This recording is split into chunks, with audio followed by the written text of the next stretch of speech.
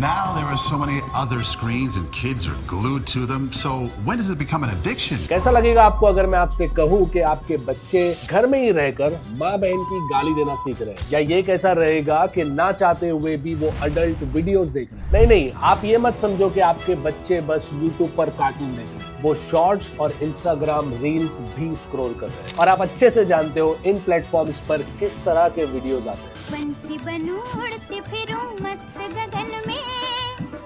और क्या आपको पता है आपके बच्चे कुछ गेम्स खेलते हुए नए ऑनलाइन फ्रेंड्स बनाते हैं, जिनके बारे में ना आपके बच्चे जानते हैं और ना ही आप। जस्ट इमेजिन करो आपका बच्चा एक स्ट्रेंजर के साथ बात कर रहा है। जी हाँ, आज हम बात करेंगे मोबाइल फोन्स का क्या असर हो रहा है आने वाली न्यू जनरेशन। और वीडियो पूरा देखना, क्योंकि आपके साथ मैं कुछ ऐसे इंसिडेंट शेयर करूंगा जिसे देखकर शायद आपकी आंखें खुल जाए। Researchers with the American Academy of Pediatrics say some kids are spending as many as 7 hours a day in front of screens. Are part of the fabric of society, our country is teeming with cell phones. It's rampant. It's definitely epidemic.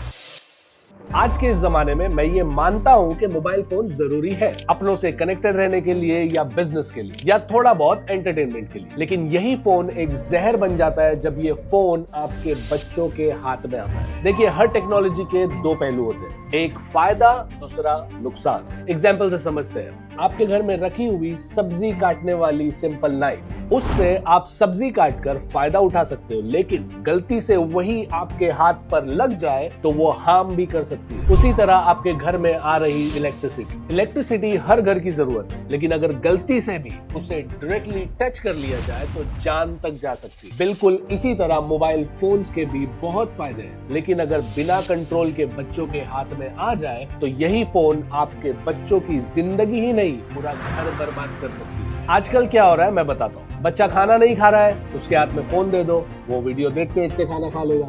मस्ती कर रहा है तो उसके हाथ में phone दे दो, वो एक जगह शांत बैठ जाएगा मोबाइल देखते हुए। रो रहा है तो उसके हाथ में फोन दे दो, वो चुप बैठ जाए। और ये सिर्फ एक घर की कहानी नहीं है, हर घर में यही हो रहा है। आपको अंदाजा भी नहीं है कि आप आपके बच्चों को क्या देखने के लिए अलाउ कर रहे हैं। अगर आपके बच्चे शॉर्ट्स या रील्स देखते हैं तो इसे अभी रोकिए, क्योंकि आपने नोटिस किया होगा बच्चे एक वीडियो देखते हैं, फिर दूसरी, फिर तीसरी, और कब 10 मिनट 2 घंटे में बदल जाता है नहीं मालूम। क्योंकि इन प्लेटफॉर्म को डिजाइन ही कुछ इस तरह किया गया है कि आप या आपके बच्चे ज्यादा से ज्यादा इन वीडियोस को देखें और मैक्सिमम टाइम स्पेंड करें। लेकिन अगर आपको लगता है कि बस टाइम ही वेस्ट हो रहा है तो आप गलत। इसके बहुत बड़े नुकसान है जो आपके बच्चों को झेलना पड़ सकता है। जैसे सबसे पहले आता है इनअप्रोप्रिएट वीडियोस, शॉर्ट्स और रील्स। ये प्लेटफॉर्म्स एल्गोरिदम बेस्ड होते हैं। अगर किसी ने खून खराबे वाला या गाली गलौच वाला वीडियो देख लिया तो ये प्लेटफॉर्म वैसे ही वीडियोस आपको दिखाता रहेगा। और हमारे छोटे छोटे बच्चे बिना कुछ समझे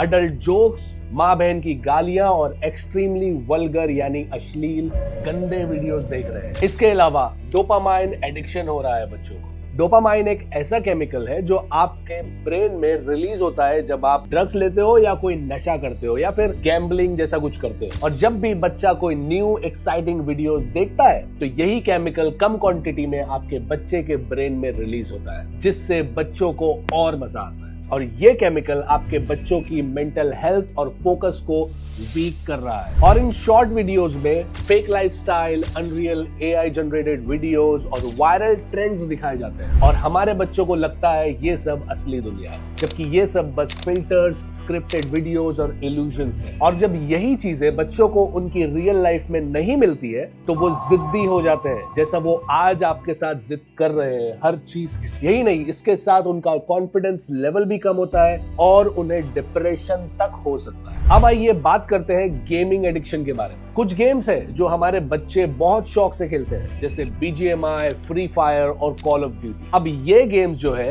ये ग्रुप गेम्स है, जिसमें आपके बच्चे के साथ कुछ और लोग भी कनेक्ट होकर साथ में गेम खेलते हैं। और यही टीम्स बनने की वजह से आपका बच्चा किसी स्ट्रेंजर से फ्रेंडशिप कर लेता है। और वो स्ट्रेंजर एक अडल्ट भी हो सकता है, क्योंकि ये गेम्स सिर्फ बच्चे नहीं अडल्ट्स भी खेलते हैं। बस सोचिए वो स्ट्रेंजर आपके बच्चों को क्या क्या सिखा सकता है, क्या क्या करने को बोल सकता है। भगवान ना करे वो स्ट्रेंजर आपके बच्चे को कोई ऐसा काम कर दे, बोल दे जिसमें बहुत खतरा हो। और ऐसे बहुत सारे इंसिडेंट्स हो चुके हैं ऑलरेडी। बच्चे अब ज्यादा से ज्यादा टाइम घर में ही स्पेंड करते हैं अपने फोन, जबकि उन्हें ये उम्र में घर से बाहर जाकर फिजिकल गेम खेलना चाहिए। इसके अलावा आपकी मेहनत के कमाए हुए पैसे आपका बच्चा यही गेम्स में स्किन्स, वेपन्स और गेम बाय करने में लगा देता है और आपको पता भी नहीं चलता। और यकीन मानो वो आपसे पूछेगा भी नहीं, क्योंकि उसके लिए ज्यादा इंपॉर्टेंट ये होगा कि वो स्किन्स बाय करे। और हो सकता है वो स्ट्रेंजर ही आपके बच्चे को कहकर आपके फोन का ओटीपी ले ले।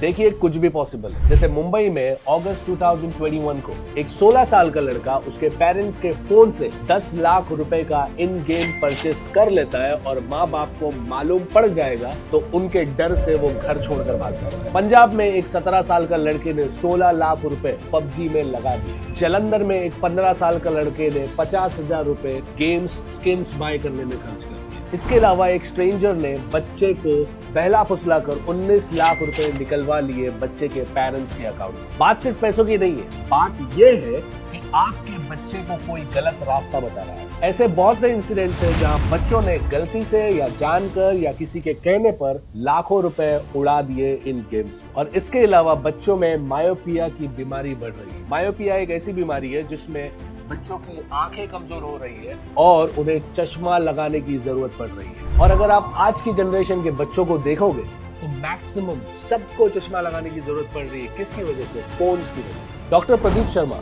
2020 में एक आर्टिकल पब्लिश करते हैं जिसमें उन्होंने ये कहा कि 30 सालों के अंदर ये बीमारी 52% तक ग्लोबली बढ़ जाएगी। तो हमें इसे रोकना होगा और आपको थोड़ा स्ट्रिक्ट होना होगा, जिस तरह आपके और मेरे माँ बाप हमारे बचपन में।